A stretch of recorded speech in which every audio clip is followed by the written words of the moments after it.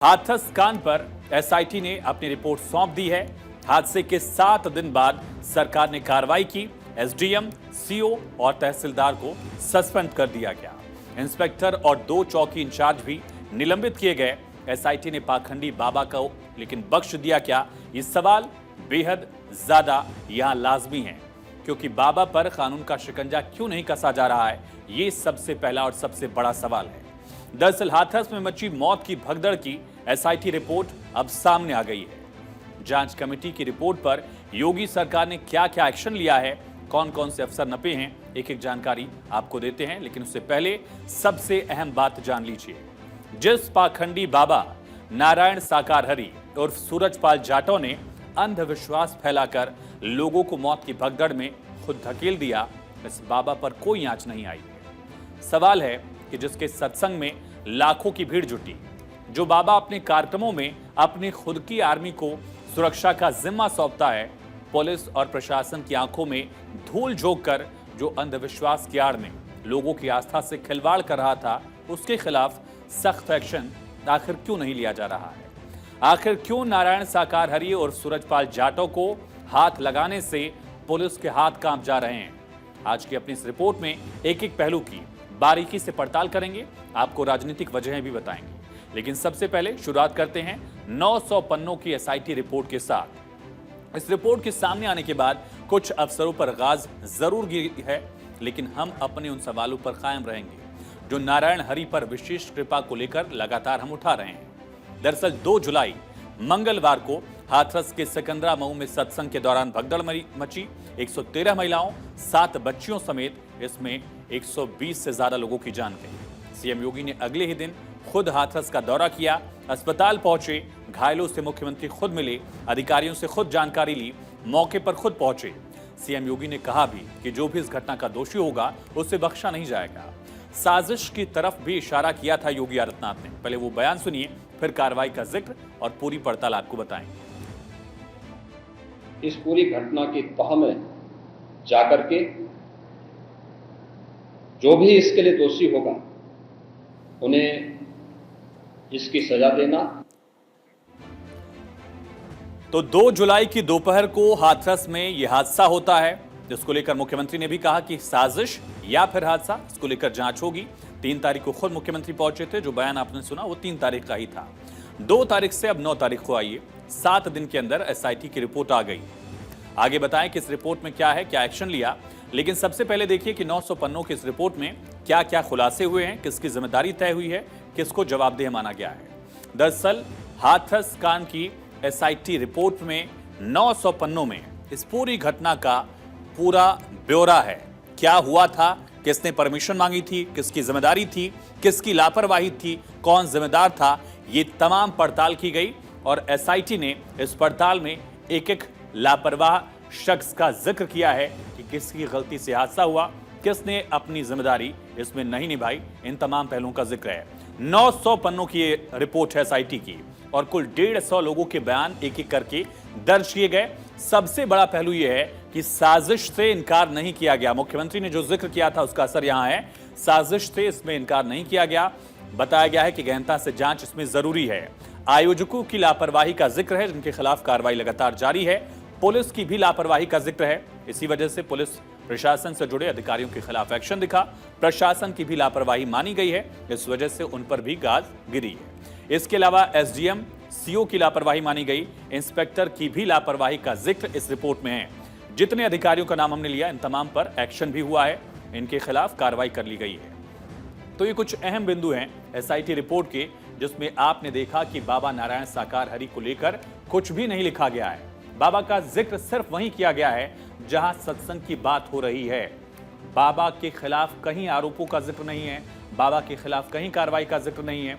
और साथ ही साथ सवाल इसी वजह से उठ रहा है कि आखिर क्या बाबा को बचाने की कोई कोशिश कर रहा है। इस रिपोर्ट में आगे की भी कई अहम बातें लिखी गई हैं। कल यानी सोमवार देर रात एसआईटी ने योगी सरकार को यह रिपोर्ट सौंपी। इसमें कई और खुलासे भी किए गए हैं। दरअसल आगरा के एडीजी अनुपम कुलश्रेष्ठ की अगुवाई में ये रिपोर्ट तैयार की गई है।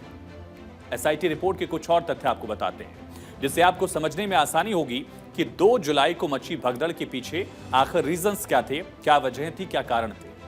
दरअसल हाथरस भगदड़ कांड 900 पन्नों की एसआईटी रिपोर्ट, जिसमें ये सबसे बड़ी और पहली लापरवाही है कि प्रशासन ने इस पूरी घटना को गंभीरता से लिया ही नहीं। जो आयोजन को लेकर पूरा कार्यक्रम था, उसको प्रशासन ने, आम भाषा में जो कहते हैं कि लोड नहीं लिया, इसकी जिम्मेदारी समझी नहीं प्रशासन ने, गंभीरता से लिया नहीं गया। आयोजकों ने गलत जानकारी दी थी। जो मुख्य आयोजक था और उसके साथ ही जो आयोजनकर्ता थे, उन्होंने पूरी जानकारी प्रशासन से ट्रांसपेरेंट होकर दी ही नहीं। तथ्य छिपा लिए गए, फिर परमिशन के लिए अप्लाई किया गया। प्रशासन ने भी जिम्मेदारी समझने की कोशिश नहीं की कि जो तथ्य दिए गए हैं, 80,000 भीड़ कही गई है तो 80,000 ही भीड़ आएगी या 2.5 लाख भीड़ आ जाएगी, ये जानने की कोशिश प्रशासन ने नहीं की। भीड़ की संख्या गलत बताई गई थी। जैसा आपको बताया कि 80,000 का जिक्र था और 2.5 लाख लोग वहां पहुंच गए, यानी जितनी परमिशन ली गई थी उससे 3 गुने से भी ज्यादा भीड़ वहां मौके पर पहुंच गई थी। भीड़ के लिए पर्याप्त इंतजाम नहीं थे, होते भी कैसे, इंतजाम 80,000 के लिए भी नहीं थे, वहां भीड़ पहुंची 2.5 लाख से ज्यादा। पुलिस के साथ बदतमीजी की गई, इस बात का जिक्र आप समझ सकते हैं, क्योंकि लगातार भारत 24 भी आपको ग्राउंड से रिपोर्ट दिखा रहा था, जहां लोगों ने बताया कि बाबा की सुरक्षा और पूरा आयोजन जो है वो पुलिस बाहर खड़ा रहा करती थी और जो बाबा की अपनी फौज है वो सिर्फ आयोजन का जिम्मा संभालती थी। पुलिस को वहां जायजा लेने से रोका गया, इस बात का जिक्र है इस एसआईटी रिपोर्ट में, जिसकी बात हमने पहले ही आपको बताई थी। वहीं पुलिस वेरिफिकेशन नहीं करवाया गया। पीड़ित परिवारों के भी बयान लिए गए। एसआईटी ने लगभग 150 लोगों से बात की है। इसमें वो पीड़ित भी थे जो वहां पर मौजूद थे, इसमें पुलिस अधिकारी थे, इसमें आयोजनकर्ता थे, तमाम जिम्मेदार लोगों से लेकर वहां प्रत्यक्षदर्शी एक एक शख्स का बयान इसमें दर्ज किया गया है। हादसे के बाद भाग गए आयोजक, इसका जिक्र तो है, लेकिन बाबा वहां मौजूद नहीं था, बाबा खुद भाग गया, इसका जिक्र नहीं है। अफसरों कर्मचारियों के भी बयान किए गए दर्ज। बैरिकेडिंग की व्यवस्था नहीं थी। दरअसल हुआ क्या, ये 2.5 लाख का आयोजन, ये पूरी भीड़ इकट्ठा थी। आमतौर पर जब भी आप पॉलिटिकल कार्यक्रम देखेंगे, वहां अलग अलग ब्लॉक्स बना दिए जाते हैं। लाखों की भीड़ भी अलग अलग हिस्से से आती है, अलग अलग हिस्से से निकलती है। इससे ये क्या होता है कि एक हिस्से में अगर कोई दिक्कत आती भी है तो भगदड़ नहीं मचती, सारी भीड़ एक जगह इकट्ठा नहीं होती है, उसको मैनेज करना आसान होता है। लेकिन इतने बड़े कार्यक्रम में जहां 2.5 लाख लोग मौजूद थे, वहां बैरिकेड्स नहीं थे और सबसे बड़ी लापरवाही ये आयोजन करता और फिर प्रशासन की यहां सामने आई। तो एसआईटी की रिपोर्ट सामने आने के बाद योगी सरकार ने अब एक्शन लिया है। कई अफसरों को जिम्मेदार ठहराया गया, कार्रवाई की गई। 123 लोगों की मौत की घटना बड़ी है, बहुत बड़ी, हाल फिलहाल के वर्षों में सबसे बड़ी अगर कहा जाए। इस लिहाज से कार्रवाई को छोटा माना जा रहा है। इतनी मौतों पर सिर्फ कुछ अफसरों को नाप दिया गया। अब आपको बताते हैं कि रिपोर्ट आने के बाद सरकार ने आखिर एक्शन लिया क्या है। दरअसल हाथरस कांड पर कार्रवाई की गई और सस्पेंशन हुआ। सिकंदरा राव, जिस इलाके में ये पूरा हादसा हुआ, घटना हुई, वहां के एसडीएम रविंद्र कुमार को सस्पेंड कर दिया गया। एसडीएम साहब ने इजाजत दी थी, कहा जा रहा है। सीओ आनंद कुमार के खिलाफ भी एक्शन हुआ क्योंकि उन्होंने अपनी जिम्मेदारी नहीं निभाई। इंस्पेक्टर आशीष कुमार और राजस्व महकमे से तहसीलदार सुशील कुमार पर भी कार्रवाई हुई। इंस्पेक्टर आशीष कुमार, कचौरा चौकी इंचार्ज, पारा चौकी इंचार्ज, इनके खिलाफ कार्रवाई की गई है। ये कुछ गिने चुने नाम है, लेकिन सवाल ये भी उठ रहा है कि क्या महज इन्हीं की जिम्मेदारी थी?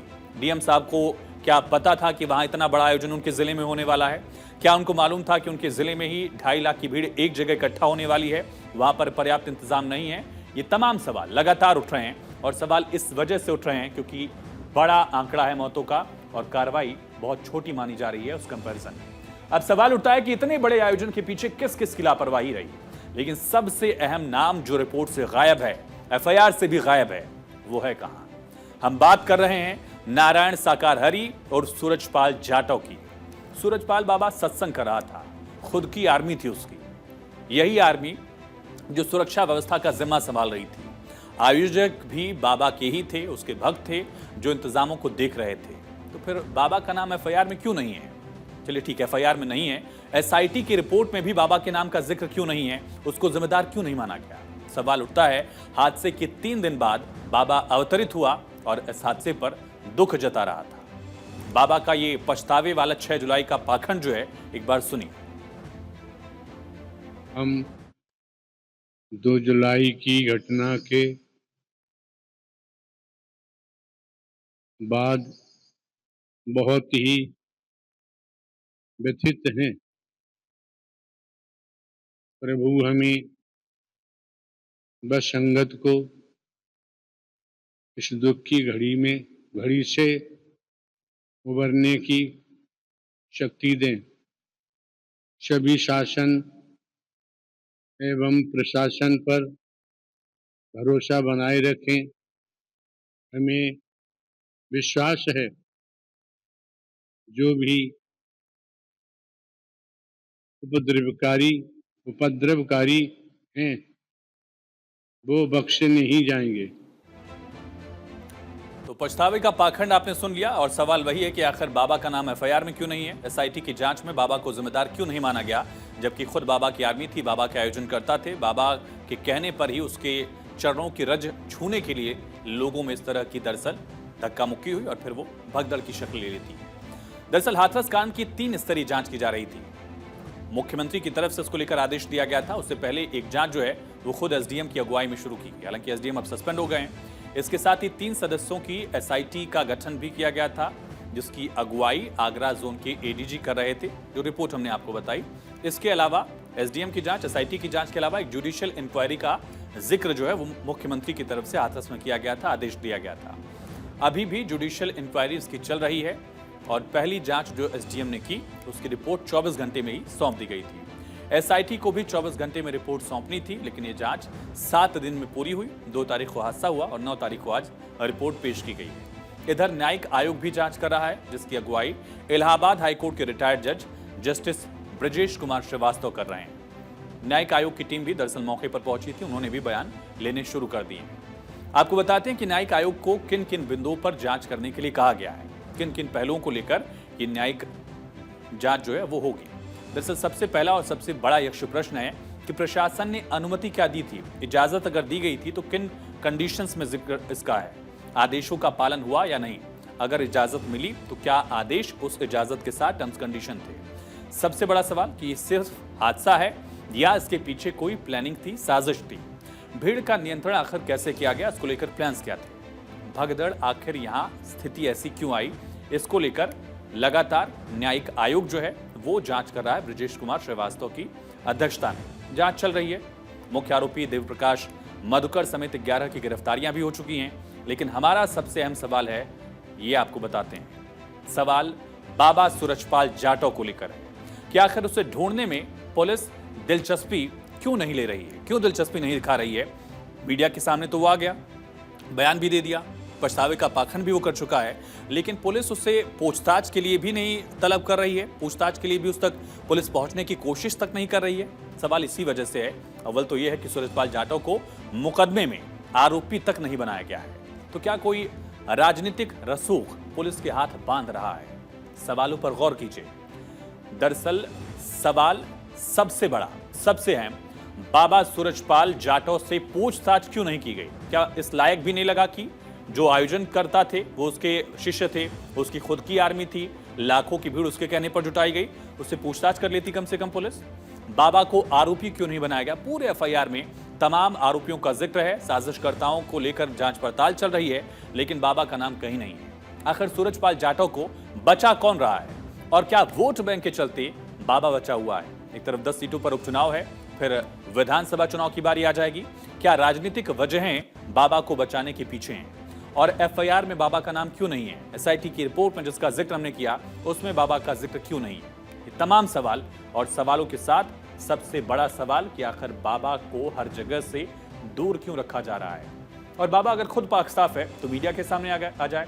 पुलिस अगर उससे सवाल नहीं पूछ पा रही है तो मीडिया सवाल पूछेगी, भारत 24 उससे सवाल पूछेगा कि आखिर बाबा अगर पाक साफ था, गलत नहीं था, तो बाबा वहां रुका क्यों नहीं, बाबा वापस क्यों नहीं आया, सूरजपाल जाटव ने आकर वहां लोगों की मदद क्यों नहीं की, बाबा ने मीडिया के सामने अपना पक्ष रखने में 3 दिन क्यों लगा दिया। तमाम सवाल हैं और इन सवालों के कटघरे में सूरजपाल जाटव खड़ा है। भले वो न्याय के कटघरे में ना खड़ा हो, लेकिन इस सवालों का सामना उसको करना पड़ेगा। हाथरस कांड को लेकर सुप्रीम कोर्ट में भी कई याचिकाएं अब दायर कर दी गई हैं। उनकी सुनवाई 12 जुलाई को होगी। सरकार जो 3 स्तरीय जांच करवा रही है, इनमें से 2 की रिपोर्ट आ गई है, न्यायिक आयोग की रिपोर्ट आनी बाकी है, लेकिन सुप्रीम कोर्ट भी इसकी सुनवाई करने जा रहा है। मतलब साफ है कि हाथरस का मामला इतनी आसानी से ठंडा नहीं पड़ने वाला है। सुप्रीम कोर्ट के वकील विशाल तिवारी ने इस मामले में याचिका दायर की और 5 सदस्यों की कमेटी बनाने का आग्रह किया है। हमारे सहयोगी सुमित कुमार ने एडवोकेट विशाल तिवारी से उनकी इस याचिका को लेकर बातचीत की है। सर, आज आपने मेंशन भी किया था सीजीआई की बेंच के सामने, कोर्ट ने कहा कि हम कल ही इस मामले को हमने लिस्ट करने का आदेश दे दिया है, देखिए, मेंशनिंग इस मामले को कल भेजा गया था थ्रू ईमेल और आज ओरली मेंशन किया गया, जिस पे सीजीआई साहब ने आज अपना ऑर्डर दिया कि हम ऑलरेडी इसको लिस्ट कर चुके हैं। तो मिसलेनियस डे यानी कि फ्राइडे को ये मामला मोस्ट प्रोबेबली लिस्टिंग होगा। क्या कुछ मांग आपकी याचिका में है? देखिए, ये याचिका एक तरह से पैन इंडिया की तरह है कि जो इस तरह की भगदड़ होती है रिलीजियस मूवमेंट्स में, रिलीजियस इवेंट्स में, तो एक तो उसके लिए कोई गाइडलाइन तय की जाए। बाबा द्वारा ये ऑर्गेनाइज किया गया था, कोई समारोह था, तो उसको लेकर क्या व्यापक तैयारियां थी ऑर्गेनाइजर द्वारा या एडमिनिस्ट्रेशन द्वारा पूरा विजिलेंस रखी जा रही थी, तो उस सब को लेकर एक जांच की मांग की है। Expert committee under the chairmanship of retired supreme court justice जो है बनाई जाए। क्या सुप्रीम कोर्ट की निगरानी में भी जांच की मांग है? बिल्कुल, रिटायर्ड सुप्रीम कोर्ट जस्टिस को एक चेयरपर्सन बनाया जाए उस एक्सपर्ट कमेटी का, जांच भी करें, साथ ही आगे के लिए सुझाव भी दें और सभी स्टेटों से यह एफिडेविट भी लिया जाए कि क्या उनके पास इस तरह की जब इमरजेंसी सिचुएशन होती है तो मेडिकल उनकी फैसिलिटी जो है, सिस्टम जो है, वो पूरी तरह से फंक्शनिंग है, इफेक्टिव है इस तरह की सिचुएशन डील करने के लिए। क्या कुछ याचिका में कार्रवाई की भी मांग आप लोगों ने की है? बिल्कुल, अगर किसी व्यक्ति, किसी अथॉरिटी, किसी ऑर्गेनाइजर की कोई लापरवाही सामने आती है तो उस पर एक्शन लिया जाए। तो फिलहाल इस याचिका में क्या किसी जो बाबा हैं आज उस पर सवाल उठ रहे हैं? क्या देखिए, हमारी जांच कमेटी की मांग है और जो कोई भी है, कोई बाबा है या क्या है, जिसकी भी जिम्मेदारी बनती है तो उसको कानून के दायरे में लाकर और जो भी कानूनन कार्रवाई है वो की जानी चाहिए। अपने भक्तों की मोक्ष का ठेका लेने वाला ये सूरजपाल जाटव अपने भक्तों की मौत की जिम्मेदारी तक नहीं ले रहा है। सोचिए, जो बाबा अपने भक्तों को आशीर्वाद दे रहा था, क्या उस बाबा पर भी किसी की शय, किसी का आशीर्वाद उस पर भी बरस रहा है क्या? क्योंकि उस पर कार्रवाई नहीं हो रही है। इधर हाथरस में हुए भगदड़ कांड को लेकर सियासत लगातार जारी है। बाबा सूरजपाल जाटव का घर आगरा में है। आगरा के केदार नगर में बाबा का आलिशान मकान है। वकील उसके कह रहे हैं कि बाबा के नाम कोई बड़ी प्रॉपर्टी नहीं है, सिर्फ बेसिक चीजें उसके पास है। लेकिन अब इसके अलग अलग ठिकाने नोएडा से लेकर आगरा तक और मैनपुरी से लेकर हाथरस तक सामने आ रहे हैं। इस मकान के बाहर आम आदमी पार्टी के नेता धरने पर बैठ गए हैं। तस्वीरें आगरा के केदार नगर की है। आम आदमी पार्टी के नेता कृष्ण गोपाल उपाध्याय ने सूरजपाल जाटव की गिरफ्तारी की मांग की है। आम आदमी पार्टी के नेता ने कहा कि 123 लोगों की मौत का जिम्मेदार कोई और नहीं बल्कि खुद बाबा है। सुनिए। धरने पे बैठने का मेरा मकसद है कि जो भोले बाबा और सूरजपाल हैं, जिनके सत्संग में भगदड़ हुई और 123 लोग जो मारे गए, उनको देखने तक भोले बाबा वापस नहीं आए, उनकी खैर खबर लेने नहीं आए, उनको आर्थिक मदद तक देने नहीं आए। आज उनकी नैतिक जिम्मेदारी कौन लेगा?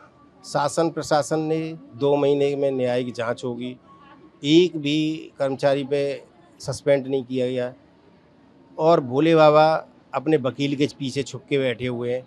आज उसकी नैतिक जिम्मेदारी लें और उनकी गिरफ्तारी हो। हादसा 2 तारीख को हुआ, आज 9 तारीख है, एक हफ्ता गुजर गया, लेकिन बाबा के खिलाफ कोई कार्रवाई नहीं की गई। कार्रवाइयों का सिलसिला तो दिख रहा है, लेकिन बाबा के खिलाफ अगर एक्शन नहीं उठेगा तो इंसाफ कैसे मिलेगा, इस सवाल